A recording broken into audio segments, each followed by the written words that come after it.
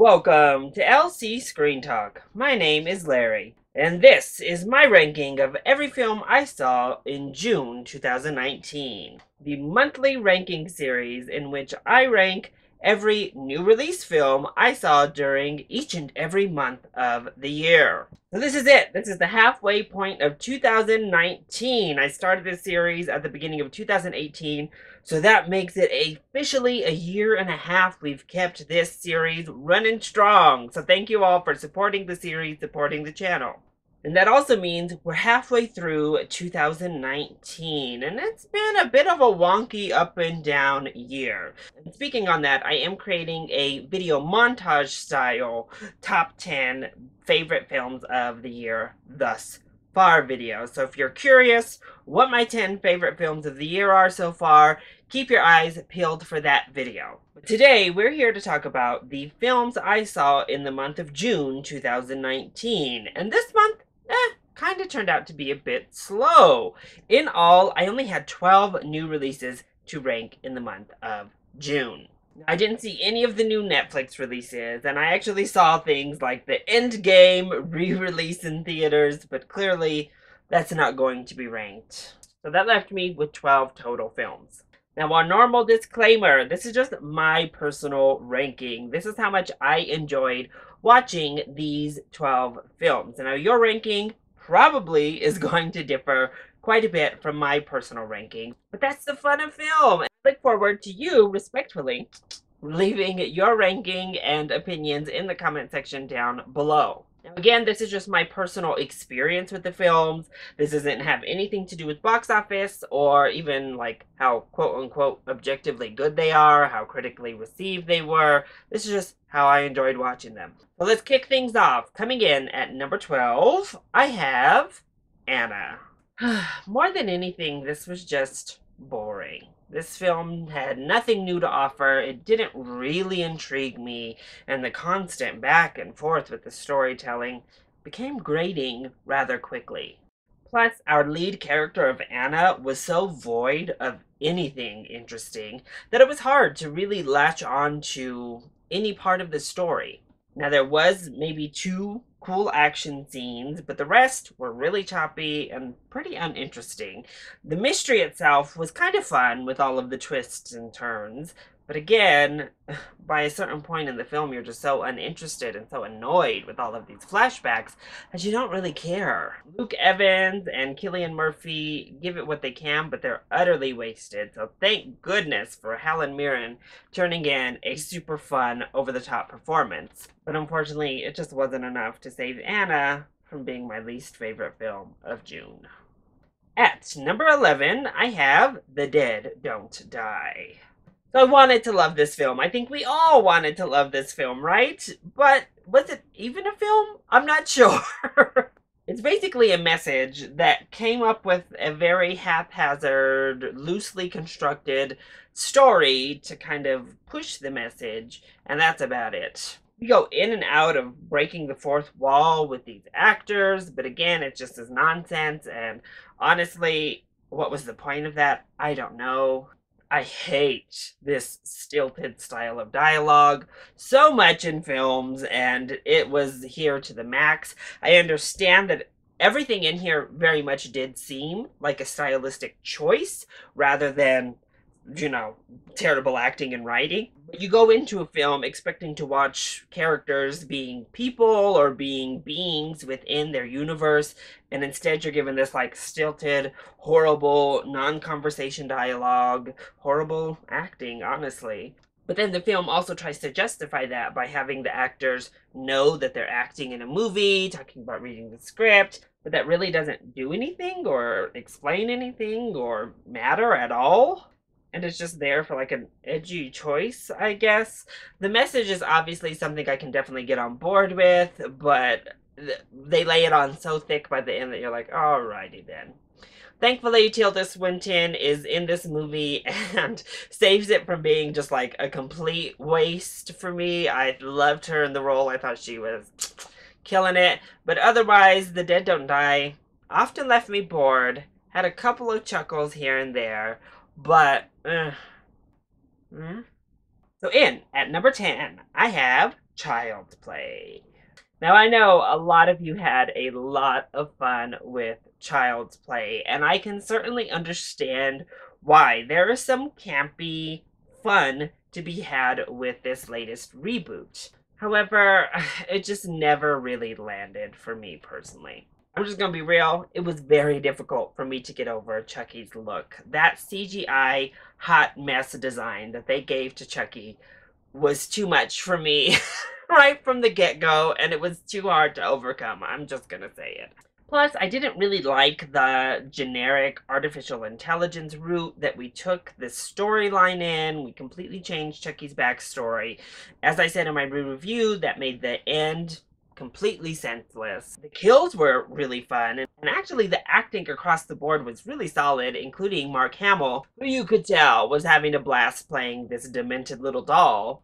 But there was just so much cringe in Chucky that I couldn't get over it. There was so much clownery on the screen that I was like, okay, Bozo, let's move to the next. It wasn't for me, y'all. I certainly wasn't bored like I was with the two below it, but it still isn't very good. At number 9, I have Yesterday. Another film I have already heard that many people enjoyed much more than I did. However, I just couldn't get on board with Danny Boyle's latest film. Now, by premise, this should have been awesome. This is high concept, cool, really neat idea, but unfortunately it boils down to a pretty bland romance that I was not interested in at all. Thankfully, our two lead performances are really strong and really kind of save everything else from being a total disaster. They have a nice chemistry, but even that relationship, it just feels very forced. And then when it comes to the music and the actual logistics of what's happening, it is ridiculous and absolutely senseless. I mean, they show Ed Sheeran in the trailers. He has a very prominent role in this movie, which choices. But Ed Sheeran probably would not exist if suddenly the Beatles did not exist. They chose certain aspects of popular culture to omit, but yet the world is still the world we know, and that just does not make any sort of sense. If you erase the Beatles, we have to honestly, we have to completely retransform the landscape of music. Thus, Ed Sheeran in his current singer-songwriter thing no longer exists. Or is the originator of it. We don't know, but seemingly the Beatles not existing absolutely doesn't affect music at all, according to Danny Boyle and company. But ultimately, it was just super sappy, really saccharine for my personal taste, and I left just disappointed, feeling a little bit bamboozled, a little bit of bait and switch with a really cool high concept switched out for a sappy romance that I was far less interested in. At number 8, I have Dark Phoenix. I know a lot of people are going to die that I put Dark Phoenix over Yesterday and put it over The Dead Don't Die, maybe even Child's Play. They'll be like, what? But honestly, I just enjoyed the film more. I had more fun watching Dark Phoenix than I did any of the films I put below it here. It definitely has its problems, and why do they continue to do my girl Storm like this? Why? There was a lot to like for me in Dark Phoenix. First of all, the acting is top notch. Of course, Michael Fassbender is stellar in this movie. I mean, he's always amazing, and he's been amazing as Magneto, and he continues that here. James McAvoy killing it like he always does. But really, the shock for me was Sophie Turner, who I thought was really fantastic. And honestly, this is the best I think I've ever seen her in a film or television. Now, the villain, a hot mess. And that second act, woo, way too long. A lot of the story structure elements, this is certainly way more accurate to the comic books than The Last Stand. I think it's a better constructed film than The Last Stand. The train sequence at the end was a whole lot of fun. I actually think the opening at the beginning was a whole lot of fun. So there was a lot of fun times to be had there. I enjoy spending time with the X-Men, even in subpar films, so that might have something to do with it. But I thought Dark Phoenix was fine. It's nothing great, but it's certainly not the disaster it was made out to be either. It was a perfectly okay time at the movie theater. It had some really strong moments in there, so it's all the way up at number 8 for me. At number 7, I have The Secret Life of Pets 2. This is a weird film. I'm just gonna say that right now. The story structure is kind of a hot mess, but this is not the first time Illumination has basically grabbed three 30-minute episodes of an animated show, stuck them together, and released it as a film. They did that with Despicable Me 3. They've done it here yet again with another one of their sequels, because this is basically three different little, like, episodes of a Secret Life of Pets would-be television show that they jammed together and put out as a film. They try their best to link them all together by the end, but clearly they're three separate stories. I will say Daisy, this really cute little Tiffany Haddish voiced puppy that they introduced into this film, was so cute that I could not handle it. However, her and Snowball's story was just so over the top and outrageous that it was like, what in the world? As with Gidget, I thought her story was like, whoa, okay. And honestly, we should have just mostly stuck with Max's storyline because it was the one with all of the heart. It was the one with the best messaging, and it was the most entertaining to me. I was enjoying myself most when we were going along with that family. Of course, we got that new Harrison Ford dog, Rooster, who was great. But unfortunately, our time was so jumpy and divided as we like leaped around all over the place to these different stories that it was kind of an up and down, like sideways type of roller coaster of a ride. So there's definitely cute there. There's definitely some fun to be had, but it's such a disjointed film that I couldn't really put it any higher. At number 6, I have Shaft. I'm gonna be honest, this almost made my top 5. And I know this is the reverse of what I was saying earlier, but I actually enjoyed Shaft a lot more than most people seem to. Most of all because I laughed, and that's it. I walked out, I laughed, I thought it was funny for the most part, and that's what it is. However, what keeps it from there is I do have to concede that there is some not great stuff included here. A case for Islamophobia could definitely be made. A case for misogyny is pretty clearly there. A case for homophobia can certainly be made. However, at least in terms of the misogyny for sure, and a bit of the homophobia, and even the Islamophobia that they address, there's an awareness to it that kind of flips the narrative on what's being said, and by the end we're somewhat addressing those. Now, they never fully get there. We never get to a point where it's like, okay, that makes up for it. So honestly, if this offended you, I 100% understand why, and I wouldn't even try to argue with it being offensive to many people. However, I am a part of one of those groups that generally is feeling offended by the film, and I personally was not offended. Again, that doesn't negate anybody else's feelings, but just for the point of my ranking and my enjoyment, I still thought it was really funny. Whenever you unleash Samuel L. Jackson to just do his R-rated thing, you're gonna have a good time. I mean, come on, there's no way that that can go all that wrong, and it doesn't here either. Jesse T. Usher's getting a whole lot of crap online, but he's so dang pretty that maybe I was distracted. But I thought he was fine. I thought he pulled off the character well. My girl, my love, Alexandra Shipp was looking good in this movie. I thought she did well. And then Regina Hall made the most out of that caricature she was given. She was the nagging, annoying wife, but she got some of the biggest laughs of the entire film. Now, this is comedy heavy. It's not really an action film. And it is pretty generic in its plot with some not so savory jokes and underlying subject matters throughout the movie, and that's what really keeps it from moving up. But honestly, I wasn't offended by it, and I laughed enough that it's all the way up at number 6 for me. At number 5, I have MIB International. Another film that seemingly I enjoyed more than a lot of folks. And that pretty much comes down to Chris Hemsworth and Tessa Thompson having wonderful chemistry. I could literally just hang out with these two characters all day long. Or I could hang out with Thor and Valkyrie all day long, whatever the case. They have such great comedic chemistry. It's not even about romantic chemistry. They just bounce off of each other so well. They have so much fun, and they killed it in this movie to me. And I thought both of their characters separately were also really strong, and they both gave really strong performances as actors. I also thought Liam Neeson was really solid in this film, though he's basically playing Liam Neeson. And there's some fun stuff. In particular, I think there were some fun alien designs and some fun alien powers that we kind of explore. Unfortunately, a lot of them don't look very good, but the concepts are there.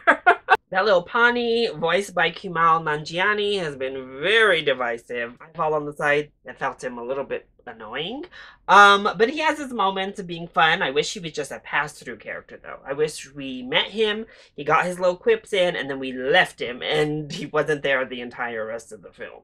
This mystery, the story is so weak. I mean, the story is what really sinks this. If they had been given a better plot, a better mystery, maybe this could have been like a really fun movie. But as it stands, I have fun with it. It's definitely kind of a turn your brain off and go along for the ride kind of movie. But it was what it was. It's probably my favorite of the Men in Black sequels. Definitely not as good as the first, but honestly, I think I enjoyed it more than the other two. It was a serviceable summer blockbuster in my opinion, so it comes in all the way up at number 5. At number 4, I have Annabelle Comes Home. The latest from the Conjuring universe turned out to be the second best of the Conjuring spin-offs, behind only Annabelle Origins. The Conjuring universe has basically become the blockbuster series of horror currently, and Annabelle Comes Home is another installment in that vein of filmmaking. It's not all that deep, or it doesn't really provide anything new to the genre, but it's fun, it gets the job done, and ultimately you have a pretty good time watching it. All of the performances, particularly from McKenna Grace herself in our lead, are really strong in this movie and elevate the material. Even that best friend whose character herself is a little bit the actress definitely elevates what she's given. I enjoyed the subplots of the characters to give them some sort of motivation or some sort of depth as we move through to help ease some of the pain of some of the stupidity that they enact throughout the film. Annabelle is utilized very, very well in this film. I love that we got to see some of that other creepy stuff in the Warrens, like haunted room. But as I said, it's not really breaking any new ground. While some of the camera work looks cool, the lighting and the overall direction of the film is very stale, which unfortunately is a staple of these Conjuring spin-offs. And I don't think I'll remember seeing Annabelle Comes Home in like a month, but it was what it was, and that's number 4. At number 3, I have Late Night. What a pleasant little movie Late Night turned out to be. Now, I laughed a lot in this movie. This humor is right up my alley, which makes sense when it comes to Mindy Kaling being the writer. Mindy Kaling is great in the film as well, but Emma Thompson is definitely the show stealer here. She is why you pay your price of admission and what elevates the whole film, because she is fantastic and her character is fantastic. A really flawed, a really complex person that grows and you like watching her journey. Now, a lot of these subplots I didn't love. Also, Mindy Kaling, her character goes in and out of being like a little bit obnoxious to fully relatable. I love that they really took jabs at everybody across the board equally. They took jabs at the movements that are happening, but also showed the validity of a lot of the movements that are happening, and I thought they balanced that beautifully well. If this hadn't wrapped up with such a pretty bow at the end, especially with that coda at the very end of the movie, I think this would have broken into my top 2, but it all just comes together a bit too tidy to be like a truly great film. It's still a very good movie. At number 2, I have The Last Black Man in San Francisco. Now, this movie grew and grew and grew on me as I was on my ride home. As I was watching it, there were definitely moments of my mind kind of wandering to be like, what is this? Like, what is going on? But as it all started to come together, and as I started to just think, driving home, the more this movie really resonated with me. First of all, the performances are all fantastic. They are really, really wonderful, grounded performances that come out with these flourishes when needed. And the film ended up being really poignant to me. There's so much packed into a very simple kind of surreal story that just worked. And the surrealism of storytelling in this film also just really worked for me. But it was the messaging of being an outsider and being pushed out of your own home and not being welcomed in your own home that really struck the biggest chord with me. Of course, we have some race issues involved there, and class issues certainly are at play here. But it was really the story of feeling like an outsider, feeling like an outcast, more accurately, within the only place you've ever known as your home, that I thought was handled so beautifully. Plus, that play near the end of this film I thought was really fantastic.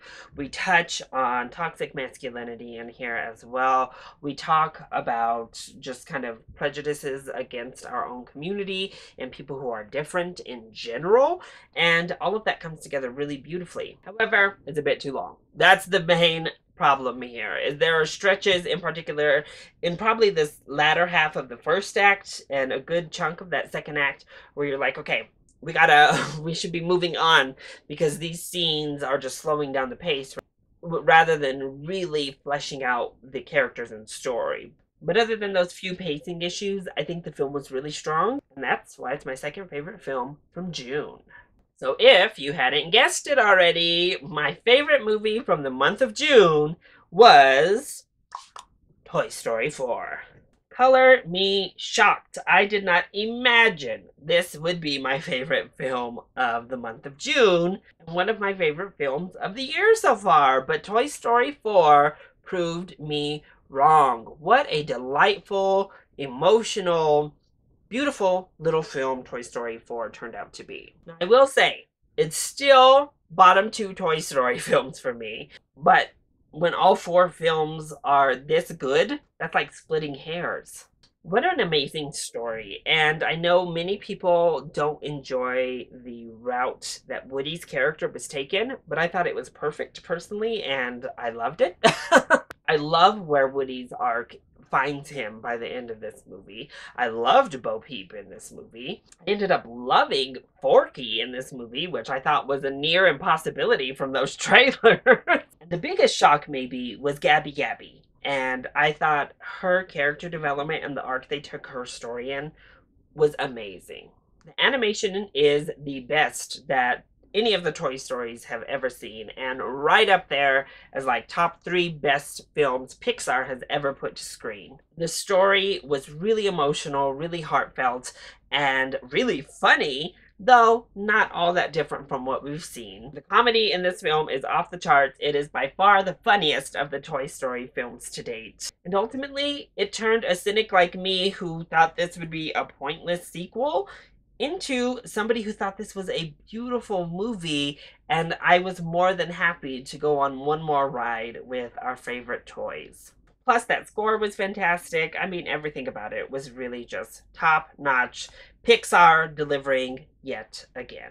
So that is why Toy Story 4 comes in at my #1 favorite film of June 2019. So that is my ranking. What did you think of how I ranked these films? But more importantly, how would you rank the films you saw in June 2019? Leave your own lists and thoughts in the comment section down below, or you can hit me up on Twitter. Also, if you like this video and you enjoy these monthly ranking videos, make sure to hit that like button down below and subscribe to the channel so you are always up to date on our latest videos. I love you all so much for your continued support. Mwah!